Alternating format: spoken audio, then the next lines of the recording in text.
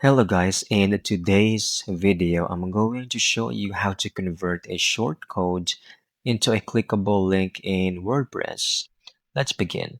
First, open your browser and go to the WordPress website and log in. You can use Continue with Google for a quick access. From your dashboard, click on Edit Site over here. Then this will open your editor.